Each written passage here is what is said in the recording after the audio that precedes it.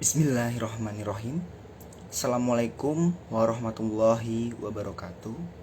Salam sejahtera bagi kita semuanya. Om Swastiastu, Namo Buddhaya, salam kebajikan. Yang saya hormati Husain Jafar Al-Hadar. Yang saya hormati para netizen yang budiman, dan seluruh warga sosial media dimanapun kalian berada. Semoga dalam keadaan sehat walafiat. Amin.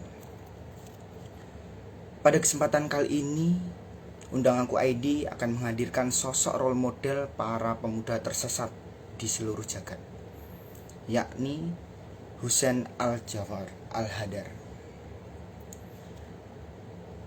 Akan tetapi, beliau hadir dengan buku yang berjudul Tuhan Ada di Hatimu. Pada kesempatan ini, kami bekerja sama untuk menyampaikan dalam bentuk live Instagram. Stay tune, enjoy, and keep sholawat. Tak di Ka'bah, di Vatikan, atau di tembok ratapan, Tuhan ada di hatimu. Husain Jafar Al-Hadar. Kau diciptakan merdeka. Jangan mau diperbudak siapapun atau apapun. Jadilah hanya sebagai hamba.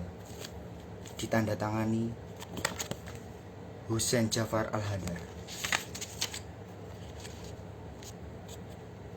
Tak di Ka'bah, di Vatikan, atau di tembok ratapan, Tuhan ada di hatimu. Husain Jafar Al-Hadar. Penerbit Naura. Buku ini dipersembahkan untuk Abi, Umah, kakak, adik, istriku, para guru dan sahabat.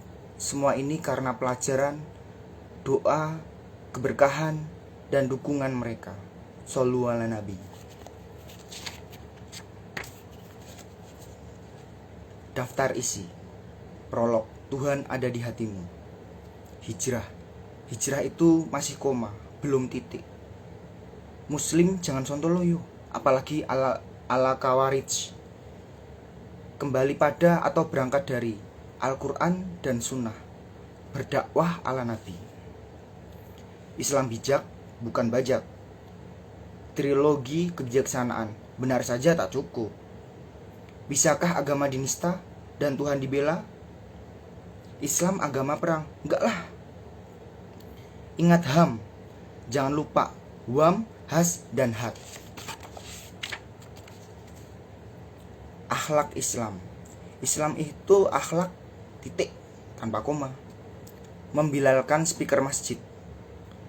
Nabi begitu. Kita kok begini? Hakul yakin, jangan hoaks. Kul yakin. Nada, canda, dan beda. Musik haram atau halal? Tergantung kita. Sampaikanlah kebenaran walau lucu. Dakwah bil film. Islam itu asyik. Para nabi woles kalau beda pendapat. Kenapa kita heboh? Jadilah muslim moderat. Gitu aja kok repot. Tentang penulis. Prolog. Tuhan ada di hatimu. Tiba-tiba Ka'bah sepi. Tak ada orang tawaf. Hanya ada tukang bersih-bersih yang ditugaskan mengepel pelataran Ka'bah. Saat semua orang, sekaya apapun, bahkan para pangeran kerajaan Arab Saudi dilarang ke Ka'bah lantaran pandemi corona. Foto mereka yang sedang membersihkan pelataran Ka'bah beredar di media massa. Satu hikmah saya petik melihat foto itu, yakni tampaknya Tuhan ingin intim dengan para pembersih rumahnya itu. Betapa tidak? Mereka salah satu yang paling berjasa di sana. Mereka yang membersihkan dan mensucikan kawasan itu setiap saat. Tapi, pernahkah mereka mendapat perhatian dari kita semua sebelum foto itu beredar? Nabi Muhammad pernah menegur tegas para sahabatnya karena tak mengabarkan pada Nabi ketika wanita berkulit hitam bernama Ummu Mahjan wafat.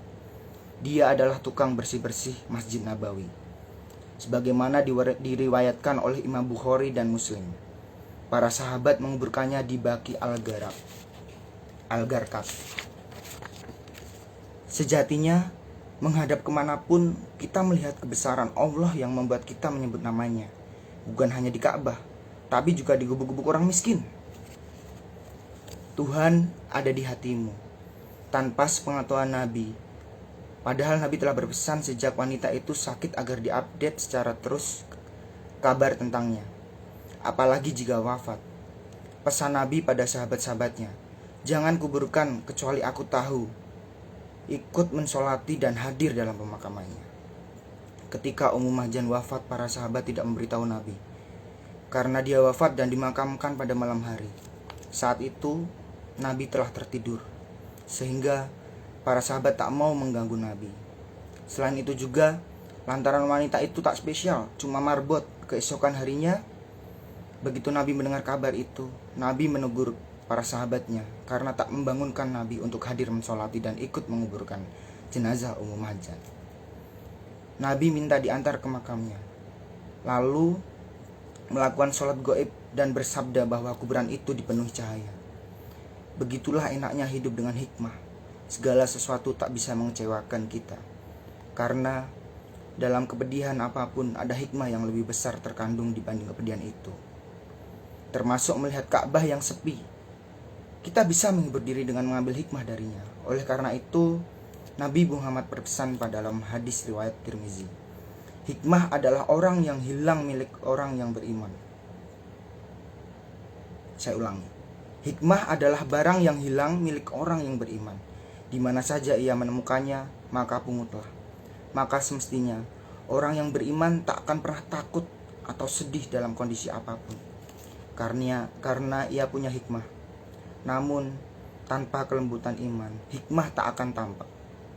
Sehingga bagi sebagian orang mungkin tak ada yang spesial foto marbot Ka'bah sebagai satu-satunya orang yang boleh masuk Ka'bah saat pandemi corona. Alih-alih mengambil hikmah dari foto marbot Ka'bah, sebagian umat Islam justru bingung melihat foto itu. Pertama, karena bagi mereka seorang marbot tak patut diperhitungkan. Mereka seolah tiada. Kedua, dalam imajinasi kebanggaan mereka Ka'bah tak pernah sepi meski sedetik.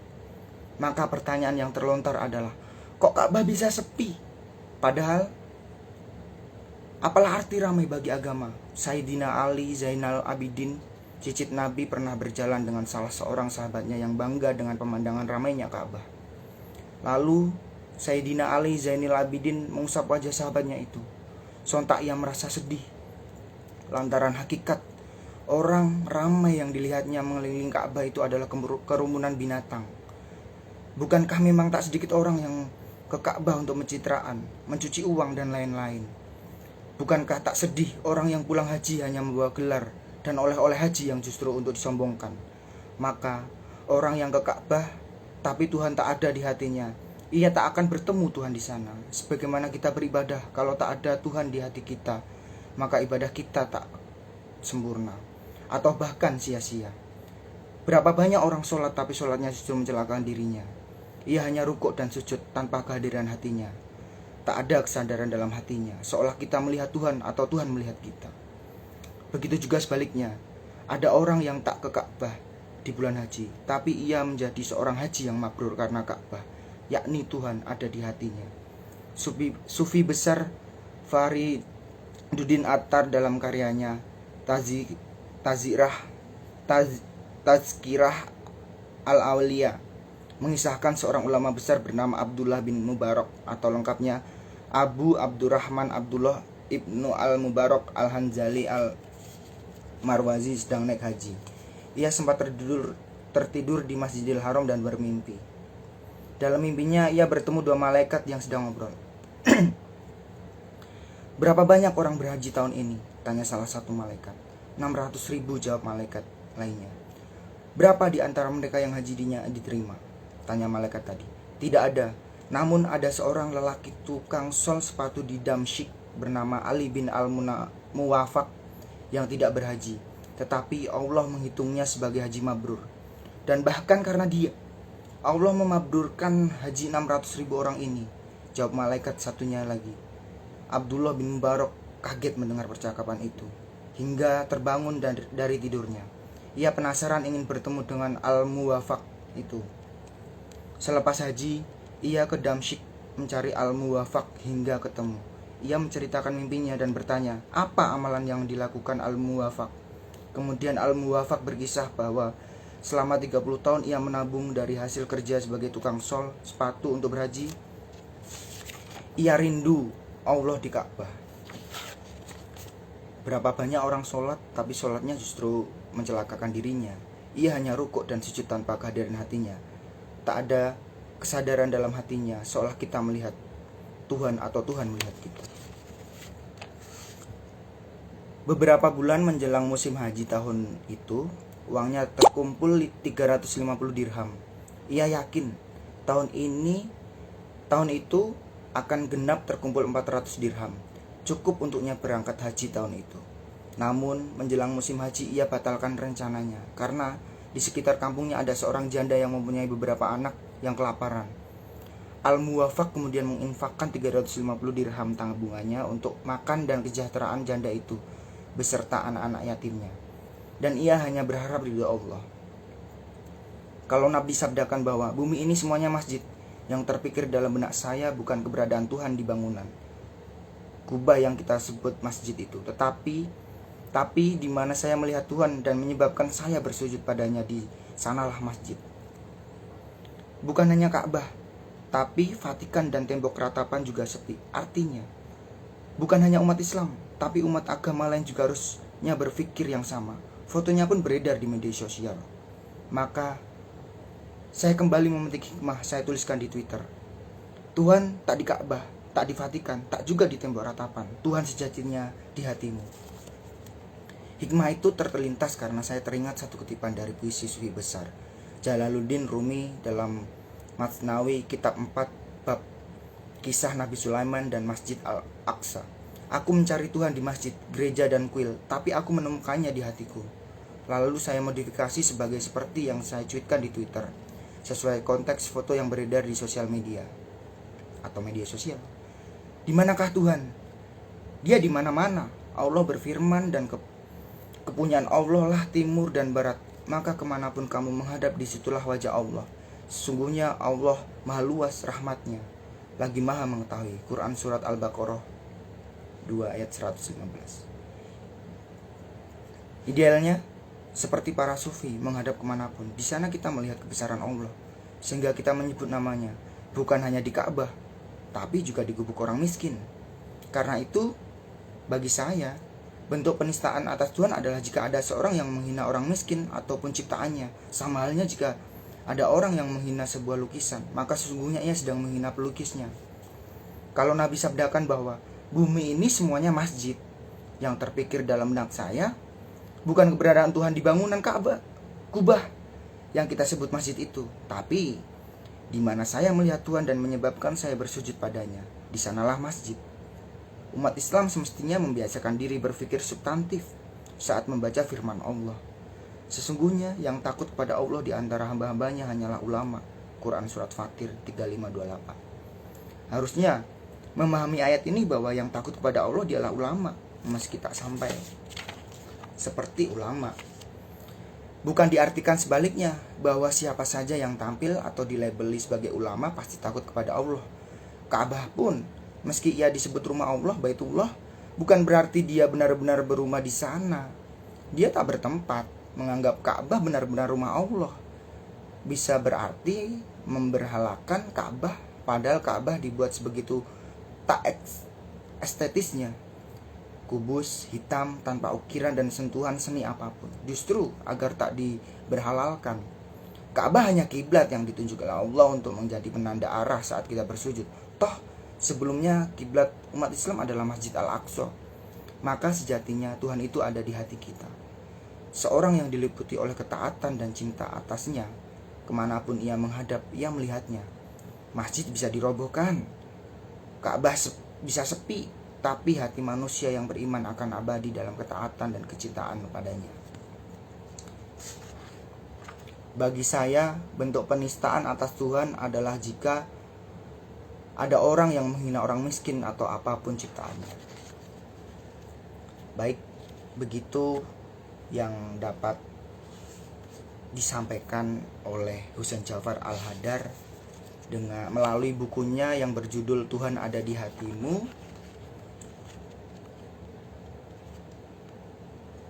Mungkin itu dulu yang bisa saya sampaikan. Mungkin kalau ada salah kata dalam hal menyampaikan, niat saya dan tim hanya untuk menyampaikan apa yang sudah dituliskan oleh Husain Jafar Al-Hadar melalui bentuk kreativitas kita, yaitu di Instagram Live. Nah, ke depan masih ada tema-tema yang akan kita sampaikan.